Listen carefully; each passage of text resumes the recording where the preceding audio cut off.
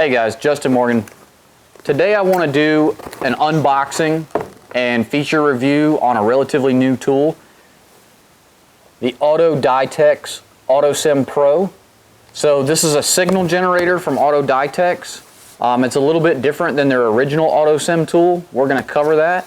But for starters, I'm going to open the box, show you everything that's in there. We'll run through some of the button pushing on the tool. We're also going to show you some of the things you can do with the tool as far as signal and the other features that it has, which is the ability to control current up to 4 amps. So that means we're actually able to operate components with this tool, which is going to be extremely handy. And I'll throw a couple scenarios at you about that as well. So we'll go ahead and get this box open. Inside the box, we've got user's manual, about 30 pages.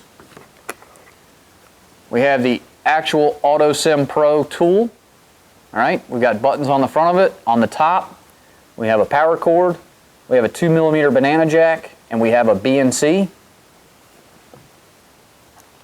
In the box,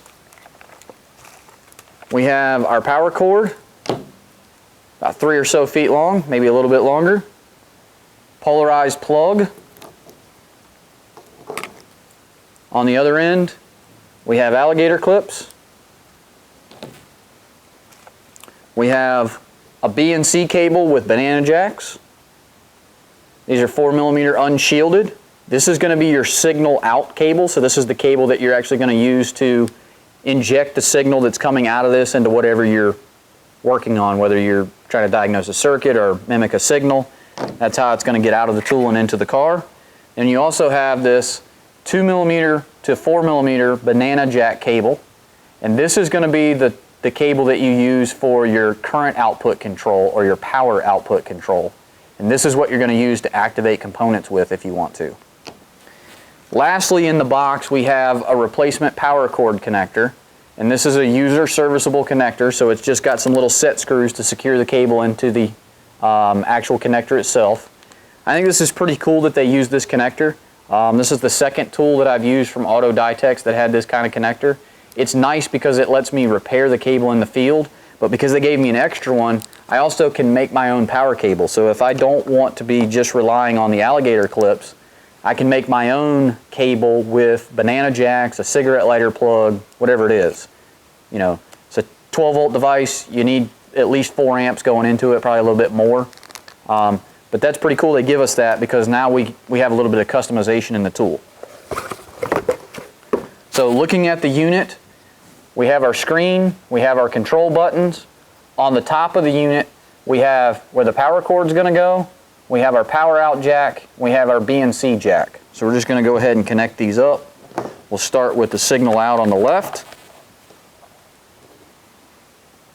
2mm end on the blue cable is going to go into the tool. And then lastly, on the far right, we have our power cable.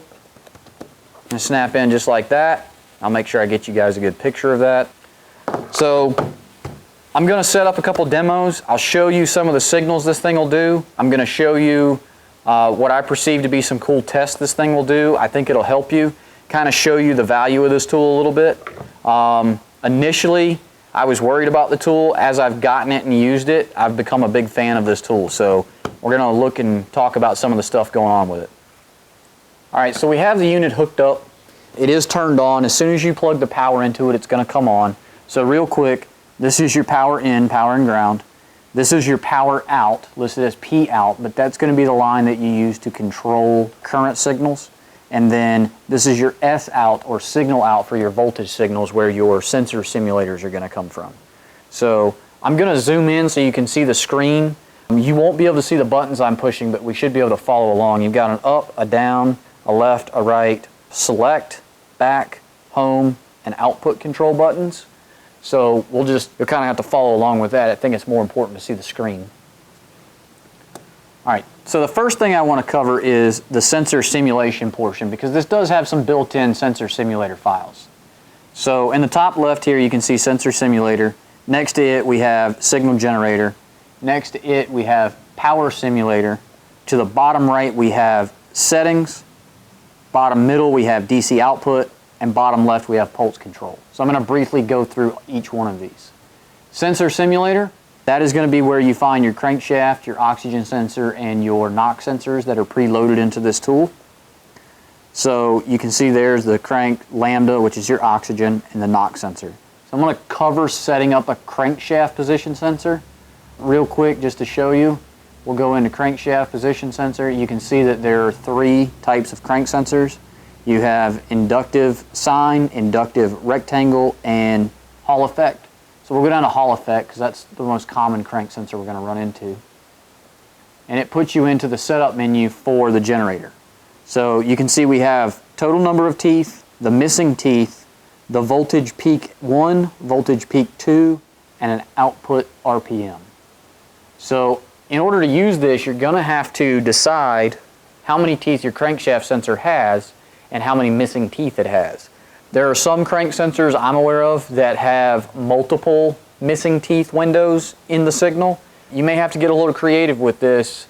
You know, set it up as one segment. If say there's 3 TDC windows or 3 missing sections, you know, maybe set it up as just one section and turn your RPM to triple of what it should be, I suspect is what you would have to do. But you may have to play with that a little bit. But for the time being, I'm just going to cover a standard Hall effect crankshaft sensor. So we're going to set it at 58 teeth total. I'm going to put it at, just for grins and giggles, I'm going to set it to 3 missing teeth. So what I'll do is I'll scroll down. I'm going to use the select button and it'll highlight that, and then I can use the up and down arrow to change the number of missing teeth. You can do 1, 2, or 3. So I'm going to set it at 3. That's not very often that happens, but I'm just using it to demonstrate.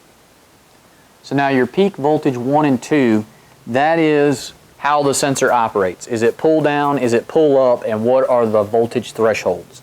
So the way this one's set up is a pull down, so it would start at 12 volts and go to 0 on the square wave. Okay? And then if you needed to change that, say it was a 0 to 5 volt or a 5 to 0, you would simply go to that category, click the select button in the middle of the keypad, and change the voltage. So I'm going to go ahead and set this one to a 5 volt. I'll leave the second voltage peak alone, and I'm going to change the RPM to 650. Now I'm going to use that output control button. You can see that there's an S out and a power out. Now I'm going to use the S out and I'm going to hit the output control button, and it'll allow me to change that selection from S out or power out. So I would just scroll left and right. I'll highlight it on signal output because that's what I want as a signal, not a power source. And I'm going to use the up and down arrow to turn it on. And now you can see I have a signal coming on the scope.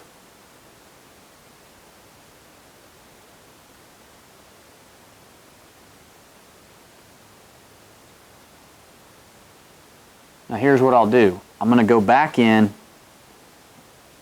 turn it off. So I hit the output control button. I'm going to use the up and down arrow to turn it back off. I'm going to change my RPM up to 900. Actually, we'll go a little bit higher. We'll max it out. We'll go to 999, I think, as high as it'll go. So we'll go back to the output control button on the bottom of the unit, click it, and then we'll use the up and down arrow to turn signal on. It's on. Now you can see my waveform has changed, and I'll actually put up some cursors so that you can see the difference on these two waveforms. You'll see what the RPM is now reading pretty close to this.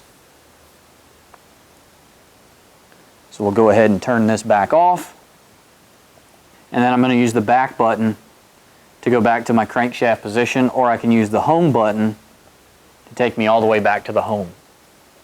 Most of your signal generation is going to be set up in a similar fashion. So real quick, we'll go back into Sensor Simulator, go into Lambda. You have 2 kinds of sensors. You have a zirconia and a titania sensor, which is the most common oxygen sensors you're going to see.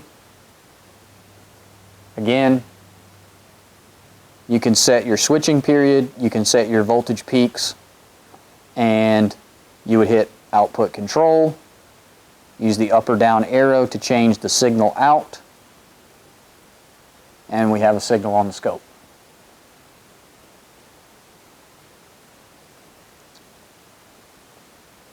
So you get the basic idea, all right?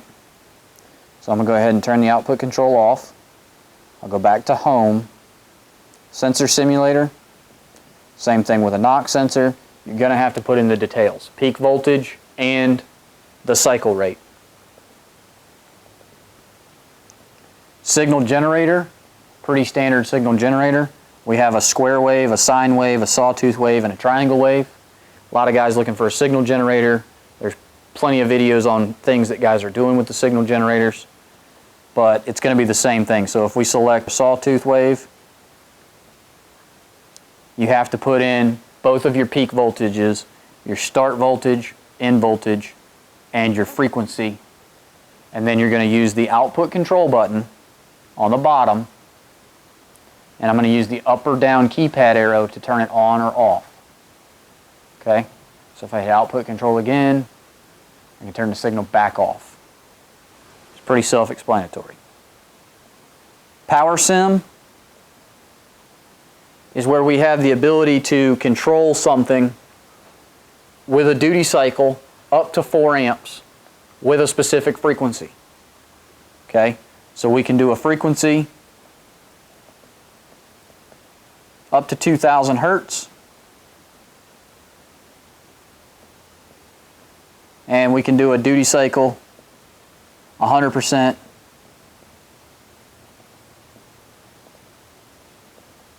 to 1%. And there is actually a decimal place there, so you can actually go out to 1 decimal place, so you can kick it from 0.1% up to 0.9%, just to kind of fine tune if you're trying to generate your own signals. Again, to output this power sim, now I'm going to hit output control, and you'll see that power out is automatically highlighted. Now if I wanted to, I could scroll over to signal out and get just that signal, but if I actually want to control current to activate a device, I'm going to use the power out. And I'll use the up and down arrow to turn it on, hit the power output control button again, and use the down arrow to turn it back off. Okay?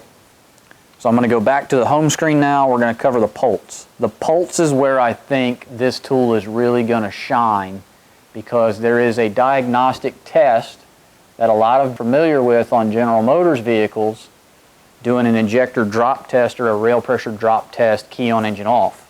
And that's where you charge the rail, put a fuel pressure gauge on there, and then activate the injector with the scan tool and measure the rail pressure drop. This can give you an idea of the volume an injector can put out in 1 or 2 cycles. It's extremely helpful when you suspect that you have an injector that may not be contributing as much as the rest. It's not available for every manufacturer. That being said, if we go into pulse control, we could, with the power out pulse, perform this test on any vehicle we wanted to. Now there'd be a few extra steps. Obviously you're going to have to disable the starting of the vehicle so that you can clear the cylinders out every time, or start it up and let it run between each cycle of tests, and want to make sure we're not going to fill up a cylinder with fuel and hydrolock it. But basically you would prime the fuel pump, put this in, hook it up to 1 injector, and we're going to set the test up. So what we can do is you can control the number of pulses that it has. So we can start at 1 pulse, and we can go as high as 1,000 pulses. Okay? You can do the on time, which is your active time, and the passive time, which the passive time is going to be the space between the activations. So you can manipulate this test however you wish. It's a lot of adjustability. Once you're ready, you will hit start. When you hit the start button, it's going to put out whatever command you told it to. If you told it to pulse 3 times, 1 millisecond per pulse with a 5-second break in between, it's going to pulse, pulse, pulse, and stop. So you can see where this would be useful, because now we can stress test components that maybe we don't have an activation for with the scan tool, or if we do have an activation, it's not in such a manner that you can rapidly run it to try to stress an electrical device. Because I think we've all seen solenoids that have intermittent issues, and the only way to prove it is either get them hot or work them, and then they'll fail. You could use this test to control relays, you could use this test to control solenoids, You can use this test to power a lot of components, and like I said, it is up to 4 amps. So keep in mind what it is you're trying to control. So here in a second, I'm going to show you the output control. I'm going to use a light bulb because light bulb is going to be the easiest thing to demonstrate this with, and it'll really drive the point home. So for our demonstration, I'm going to use this turn signal bulb that I fabbed up a while back. This is a load substitution device. A lot of guys have something like this, but just going to put that right here. This is going to be my solenoid. Now, the AutosimPro controls the ground side of the circuit. So that means I need to apply a constant power for this. Typically, that's how most injectors and solenoids are controlled on the ground side anyway. So it's going to be pretty useful. So I'm going to mock up a circuit into my power of my vehicle electrical system I have here, which is basically a jump box. And I'm going to use the leads from my U-test kit. I'm going to apply a power to this bulb. At the same time, I'm going to take the blue output lead of my AutosimPro and put it on the ground side of my bulb. Now that everything's ready, I'm going to highlight the start button and I'm going to use the select key here in the middle. All right, so there I am on the start. I'm going to use the select key. As soon as I click that, it's going to start pulsing this bulb.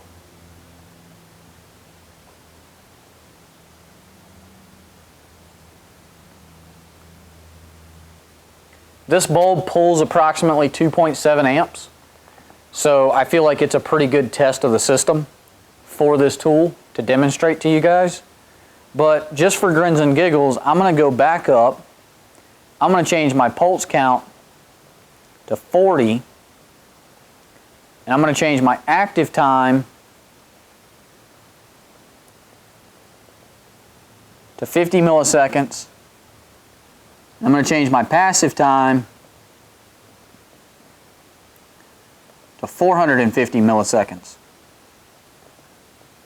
just so we can see a change. So now I'm prepared to do the test. I'm going to go ahead and hit start.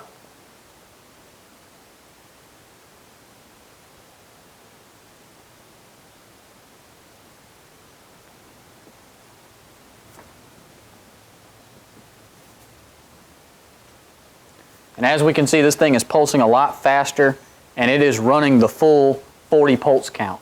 This is probably my favorite function of this tool, because this is going to allow me to stress test solenoids, injectors, other low current consumers that we sometimes have trouble with intermittent issues on. Relays, I can pull the relay out, I can put it on here, and I can watch it. I can monitor the current with a low amp clamp on a scope right around this. When the test is done, I apply a math channel to the waveform, and it's going to find any deviation for the component of the current draw. So I think this is a great test. Like I said, you could also use this for your own custom fuel injector drop test. But I think this is going to allow you to run that test finally on every make and model with sequential injection or throttle body injection. I am super happy that that function is in this tool. For the price point, to have a signal generator, a crankshaft sensor signal generator, and the ability to control components with a varying pulse and up to 4 amps. This tool is phenomenal in my opinion for that reason. So what I'm going to do is I'm going to go back to the home. You can do the same thing on the pulse with signal out if you just want to pulse a signal into something. This would be useful for if you had a component that, say a blower motor or a radiator fan, that has a duty cycle voltage control to the fan controller to then turn the fan on. We don't necessarily need a lot of current, we just need the voltage signal of duty cycle. You could do the same thing here. Or in your power sim, on my power sim I have 50% duty cycle right now, right? I can change that while the circuit is live. So you see my light bulb is lit, I'm at a 50% duty cycle. You probably can't hear it, but there's a slight hum coming from the light bulb because of the power drop. But we'll go ahead and turn the duty cycle down. You can physically watch this bulb get dimmer and dimmer. So now I crank it up to 100% duty cycle. Now if I wanted to, I could use this to control radiator fan control relay, a solid state controller, a blower resistor possibly, depending on how it is wired, if the blower control function only uses a voltage input, I could run this. That's going to allow me to test a lot more things on the vehicle. I think this is going to be a really, really good tool. You may not use it every day, but when you need it, you really need it, right? Some of our diag tools that we have, we don't use absolutely every day, but when we need them, we need them. And I think this is going to be one of those tools. In the power sim, we have the ability to control the duty cycle and the frequency. Again, that's going to be super useful for setting up to mimic a control signal to a relay, a fan controller, a fuel pump controller. Any of those things is going to be a great way to control this. So we'll turn the power output off using the output control button. We'll go back home. The last is the settings menu. The settings menu, you can change your language, your date and time. If DITEX releases a firmware update, possibly adding more functions in the future, this would be where that is done. So you would pull the SD card out. There is an SD card in the bottom here. You would pull it out, put it in your computer, download the firmware from DITEX, reinsert it and hit firmware update. It'll pull the data off the card and load it into the tool. And then the About device is going to show you what your serial number and firmware is. So you guys can see, small portable tool. You can kind of see my setup a little bit better here. I have a vehicle electrical system right here. This is my jump box. I have my power source using my U-test breakout leads and alligator clips. And then, like I said, I kind of made this, but it works out good for the demonstration here. Not a difficult tool to operate. I think this is really going to cover a couple of needs that we have for intermittent diags or more in-depth diags. Just wanted to give you a look at what this thing will do from my perspective. I know there's a couple of other perspectives out there, but I think some of the features in this tool that aren't necessarily highlighted in other videos may be more useful than the actual signal generator portion itself. The signal generator is good, but the power output controls to be able to pulse components at will really takes up the slack on certain cars that don't have bidirectional controls for everything. Every time I use this tool, I like it a little bit more. And I think you guys are going to like it as well. So if you have any questions, be sure to reach out to AES Wave. Want to throw a big thank you to those guys again for sponsoring this video. They have these tools in stock. They'll be able to ship them pretty quickly. And again, just to cover, you're going to get the AutosimPro, you'll get the power cord, you'll get the power out 2mm to 4mm banana lead. You also get the BNC to banana signal out lead, the instruction manual, and that second power cord connector that you can use for repairs or making your own power cord. The user's manual does do a pretty good job of covering how to operate the tool with pretty decent pictures. I've not found any holes in the user's manual, which is good. And then maybe as we find more things to do with this, we can develop a couple case studies and we'll try to get those on video for you guys at a later time. But hopefully you found this video useful. Thanks to AES Wave. Thanks for watching and enjoy.